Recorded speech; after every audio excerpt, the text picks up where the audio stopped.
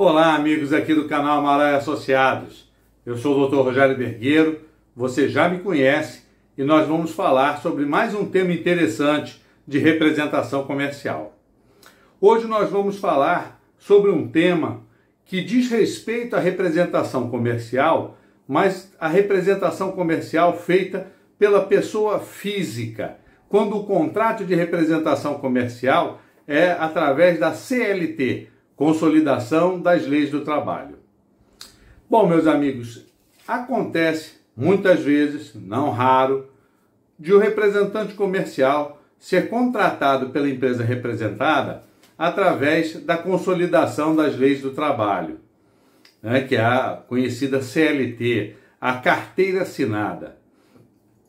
Nesses casos, a relação, apesar de ser uma relação de representação comercial, ela está sujeita à legislação do trabalho. Por quê? Trata-se de uma relação de emprego, É uma relação empregatícia.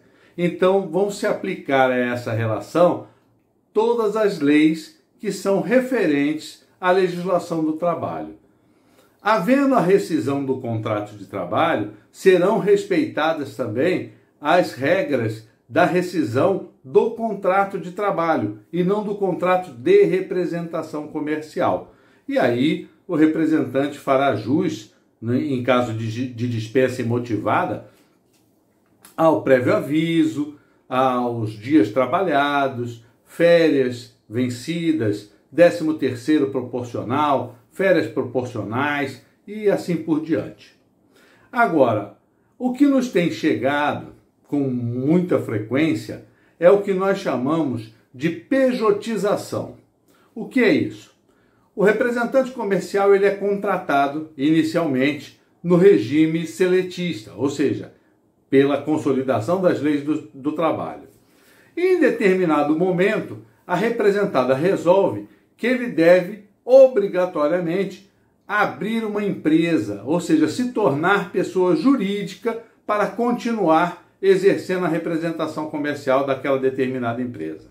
E aí o representante comercial tem o seu contrato de trabalho rescindido, muitas vezes abrindo mão de alguns direitos, como multa de fundo de garantia, aviso prévio e outros direitos mais, e aí ele se torna pessoa jurídica.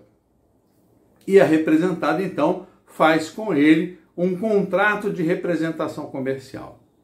Vejam, é preciso que se faça uma análise no momento da interrupção definitiva desse contrato de representação comercial para ver que caminho tomar.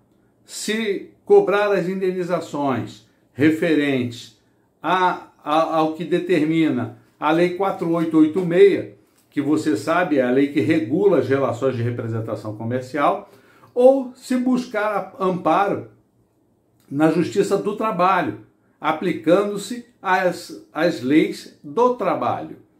É preciso que se façam todos os cálculos para ver qual legislação é mais vantajosa para o representante comercial. Por quê?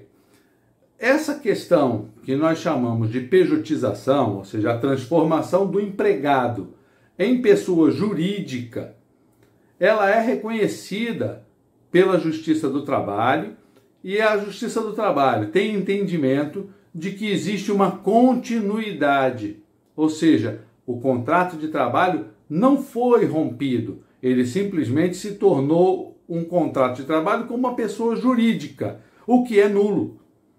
Portanto, talvez seja melhor para o representante comercial acionar a Justiça do Trabalho do que a Justiça Civil em busca dos direitos previstos na Lei 4886, certo? Isto é uma prática ilegal, adotada por inúmeras empresas, mas uma prática ilegal.